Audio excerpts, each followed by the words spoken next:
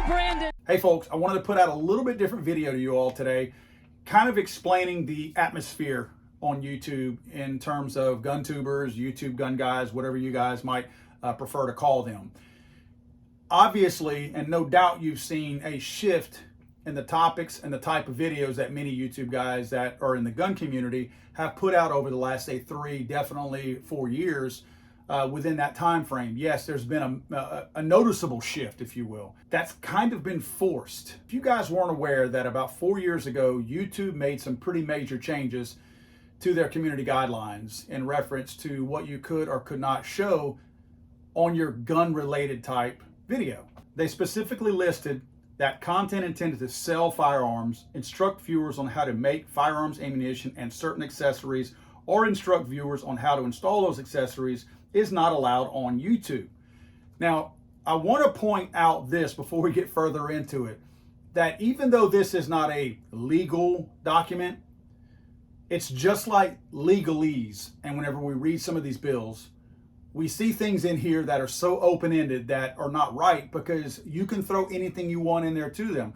In other words, YouTube has the final say on anything, so they have the discretion to include, whenever they say certain accessories, as anything they want. They can be very specific in saying instruct viewers on how to make firearms, ammunition, but when they say certain accessories, that's essentially every single accessory out there. So if you get this YouTube, I don't know if you want to call them a clerk, maybe they're coming in for the summer. Maybe they're just doing this as a part-time job. But maybe, more than anything, they hate guns and they don't like your attitude. I'm sure some of them do not care for my attitude. Whenever it's left up to their discretion to understand and put marks against the channel for certain accessories, they can put any accessory in there that they want. Why does that matter? Let me continue. YouTube shouldn't be used as a platform to sell firearms. YouTube also doesn't allow live streams that shows someone holding, handling, or transporting a firearm.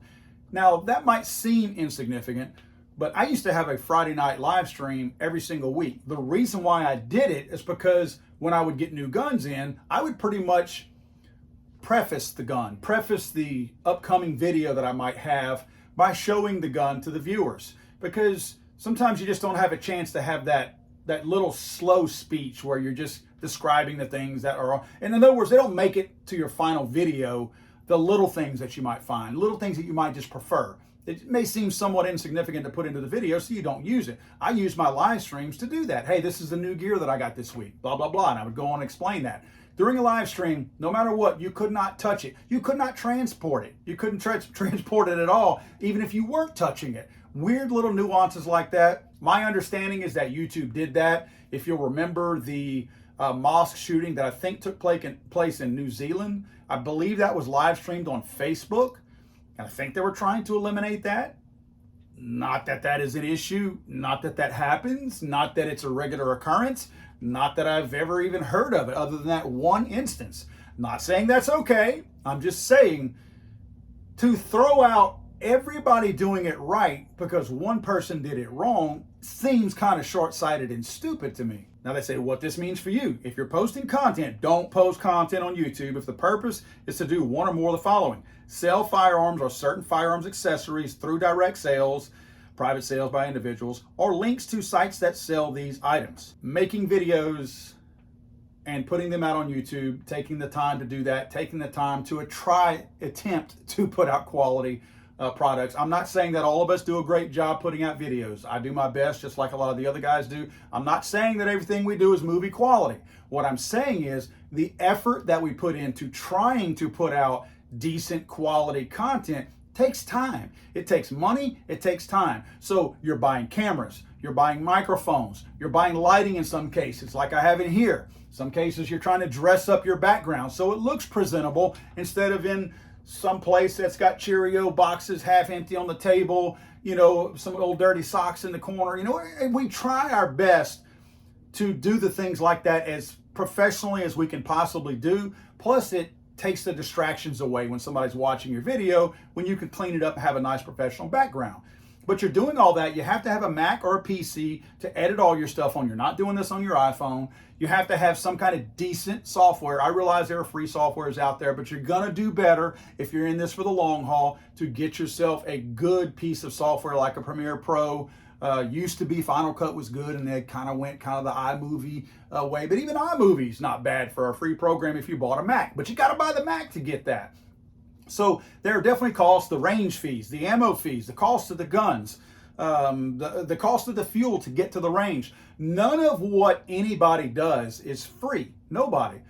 So when I see people poor mouthing somebody, calling them a shill, and saying that they're promoting that, they're doing that because that's a revenue stream for them. Many of these YouTube guys, not me, but many of them do this for a living. I have a full-time job. This is my hobby. I do my best in my free time. There again, I'm not asking you to cut me some slack. I'm just saying this is my hobby. I can't devote full-time efforts to it, but a lot of people do. So they rely on that income from YouTube to do that. More on that later. So when you see that they're saying you can't provide links, some of these guys in the past, and many of them have had links to particular items or whatever that was an affiliate type code that gave them a percentage of sales. And it's a very small percentage, make no mistake. It's not a big thing, but let's say an optic sells for $300, they might get $30 off of that or something. I don't know what the exact number might be. But nevertheless, these people were doing this for a living. So now they couldn't share these links because remember, we are talking about certain accessories also. So certain accessories being one of the main things that makes this a hard push for YouTube guys to continue to make gun-related videos and get that out there. Now the next one is another open-ended word. I circle the ones that I want you to pay particular attention to as being open-ended. Provide instructions on manufacturing any of the following: firearms, ammunition, high-capacity magazines, homemade silencer suppressors, accessories that enable a firearm to simulate automatic fire, accessories that convert a firearm to automatic fire, such as bump stocks, Gatling triggers, drop-in auto sears, or conversion kits. Their definition of manufacturing can and has included simple assembly. So if you took, say, a 30-round magazine, if you took that apart to show somebody how to clean the spring or the follower or something like that, you put it back together by their terms, and that little clerk that's in there watching during their part-time job before they go deliver pieces, that person is sitting there going, they're manufacturing a high-capacity magazine. Putting a new trigger in your gun, you're manufacturing a lower. I don't know, putting a new rail on it, you're manufacturing an upper. Putting a new grip on it. You see what I mean? This is a super, super open-ended, misinterpreted word because you are not a manufacturer. YouTube doesn't understand processes, and they don't realize that simply installing a trigger into an AR-15 is not a manufacture process. But because they're not in the industry and don't understand the culture, they see that as you manufacturing something. Now, why does this matter? Guys, it matters for many reasons. Again, let's not forget that a lot of people make their living, pay their bills, pay for their kids' daycare, pay for their kids' school, put food on the table, pay their rent, their lease, their mortgage, their light bill, all of that stuff, the fuel to get to the range. They do that with the money, in many cases, that they make from YouTube. Remember, these people have probably gone for 2, maybe 3 years working up a YouTube channel, building a following, trying to do all this stuff for free before they were ever monetized by YouTube. I don't remember what the threshold is for YouTube to actually allow you to start monetizing your videos. I think it's around 10,000 subscribers or something like that. I don't remember the exact term. I'll try to figure that or find that out. But a lot of these people are having to do it for free for a very long period of time. So they're already in the hole by the time YouTube finally starts to monetize them and allow them to start collecting a little bit of revenue. And let's not forget, the whole time up to this 10,000 subscribers, when this person was not monetized, YouTube has been running ads on their videos. I've got demonetized videos on YouTube that they are still running ads on right now. And they did it from the time I had 1 subscriber to 10,001 subscribers. So they're not missing their meals. We're missing ours in those instances. But to bring back to the point of why it matters so much, what happens if content violates this policy? Skipping on down, you'll see where I highlighted it. If you get 3 strikes within 90 days, your channel will be terminated. So you're already at the mercy of these ambiguous terms like manufacturing and certain accessories that's just wide open, that anybody can claim anything on any of those things. So you may be thinking, well, 3 strikes, that sounds pretty hard to get. No, not if you get the same person or the same people with that same mindset out there that thinks certain accessories is everything from you installing an optic on your firearm to installing a magazine into it. They may see that as being good luck trying to undo those incorrect things. And again, you're dealing with a group of people that don't understand the gun community and the gun culture. A person who knows nothing about a firearm might think that putting a magazine into a firearm is actually finishing the assembly of that firearm. I know it sounds stupid, and it's absolutely stupid, but we're talking about a group of people that know zero about firearms, and that's how their minds think. So the fact that they can terminate the channel is kind of a big deal. They go on to say that we may terminate your channel or account for repeated violations of the community guidelines of terms of service. We may also terminate your channel or account after a single case of severe abuse. Now, I should have circled severe, but I underlined it because I really want to draw attention to it. You think certain accessories was open-ended? You think that was? How about severe? Who makes that decision? Who decides what a single case of severe abuse is? Let's say that I disassemble an AR-15 that was already assembled, and that I reassemble the whole thing. That could be viewed as severe. Why wouldn't it be? What is severe? Based on these guidelines right here, nothing I've seen seems bad. It seems like if it's really severe, there's probably another community guideline that it would be breaking. But no, they fit it in with these same community guidelines and say, but if it's super bad, if it's really, really bad, that's gonna be severe, and I can wipe your entire 5, 6, 7, 8, 10 years worth of work right off with a swipe of a hand. Now, of course, you can appeal it. Good luck with that. Yeah, you can appeal that. Yeah, you're dealing with an organization that hates you. Good luck with your appeal. You are at the mercy. They can easily say, my person deemed that to be a severe case, and you're done. Now, why does that matter? Because I watch a lot of these other guys' videos. I'm a fan of a lot of the guys out there, just like many of you are. A lot of these other guys out there, some of the OGs that have been doing this for a long time. There's some up and coming guys that I really like. I tell everybody, be nice to everybody, because the guy out there with 100 YouTube subscribers right now is probably the next guy that will have 1 million. You know, the next big guy is out there, and he's got to start somewhere. So I watch a lot of videos because I enjoy these videos. And I see a lot in the comment section where people just berate the people who are making these videos, the types of videos that are, you notice that in a lot of cases, there's more political type videos, more policy type videos. And that's great because we need that. I do a lot of that. I've always done that. I've always enjoyed legislation and things like that. So I've always mixed that in with my videos. It's an easier video to make if you know how to make it. It's less costly than going out to the range. But you see a shift. Some people are doing a lot more of those because why? Even though YouTube doesn't like that content, you're not inciting a riot. So there's nothing they can really put on there because you're not even describing anything that would have an issue with any of their community guidelines. So that's one of the shifts where you've seen people do that type of video.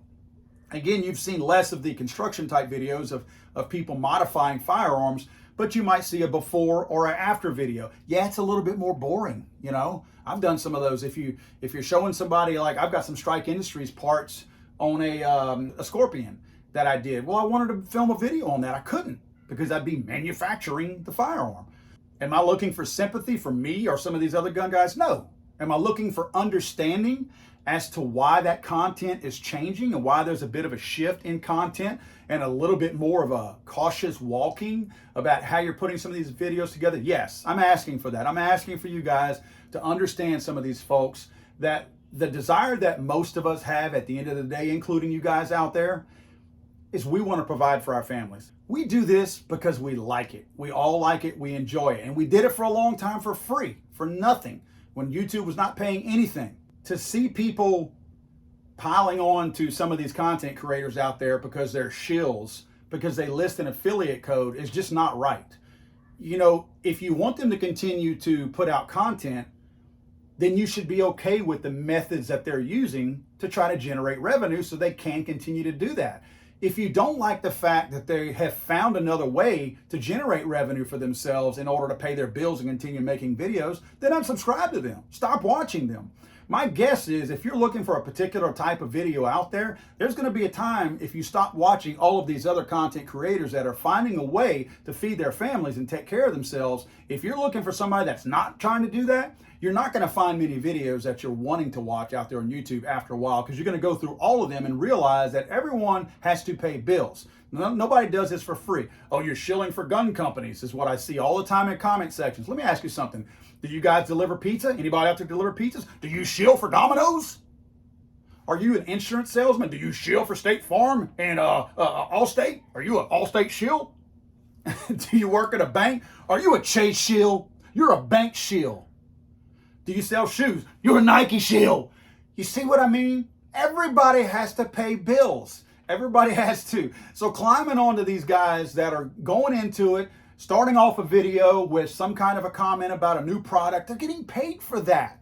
The fact that they're doing that, they're not getting rich off of that. They're simply paying their bills from that. And that's all I'm trying to do with this video, is explain to everybody that, look, be patient with the people that you like to watch on YouTube. Don't get so angry whenever they are openly pushing a product. Most of them will tell you, hey, and they'll tell you in a nice way, hey, if it wasn't for so-and-so, I couldn't be making this video right now, or so-and-so is a supporter of the show. They're not trying to dupe you into anything. They're not. Honestly, I see a lot of people say that, oh, you got paid to run that gun review. Guys, now granted, I'm on a little video tiny scale, so I've never been offered that. Sure, at that really high scale, I know that the guys with Iraq veteran and all that, maybe they've been offered money. I'm not saying they have. I'm saying maybe they have, because they're way in that other precipice up there. They're in a different category all their own. So sure, they may have been offered. They're paying bills too. But out of all these other content creators, maybe you get a free gun every now and then, but I don't know anybody from Remington and, all these 6 hours and all that, Glock. I don't know anyone sending out checks to YouTube guys to do gun reviews. I don't see that. I just don't. Now, I know that there's a lot of guys that are much larger than me. And yeah, again, if they do, fine. They have carved out this niche. They're the OGs of this community. Good for them. That's great. Everyone should be happy for those kind of guys. This is still the gun industry. It's still the gun industry, guys. Why can't we just support everyone? Again, if you don't like the video, click off of it. YouTube's actually suggesting other stuff for you to go watch during this video right now, off to the side. Go click them. The gun community is doing its best to work around YouTube. And before you say, why don't you just get off of YouTube, then somebody else needs to make that replacement where these guys can still make a living. There's no doubt in my mind that if there were a viable replacement where people could even make less money than YouTube, but still make some money, they would jump tomorrow to do that. Perfect example, I created a website a couple of years ago that's been in the beta stages. It's called ProveIt.video, ProveIt.video. It's in the beta stages, but anybody can go create an account, upload videos, pictures, or whatever. It's kind of a mix between, say, an Instagram and a YouTube. You know what I haven't been able to figure out, and the programmers haven't been able to figure out? The right way, like YouTube, to take advertising money and divvy it up between all the people on there who are generating the views and creating content. That's the hard part. YouTube figured it out, YouTube's doing it, and that's why they're prospering. The moment somebody else figures out that new little way for all these content creators to migrate all their stuff over to a different platform like ProveIt.video, and that we can pay them their fair share whenever they're getting paid and getting clicks and likes on their videos, just like they do on YouTube, that's when YouTube will go away. Until then, if we don't have a viable replacement, it ain't gonna happen.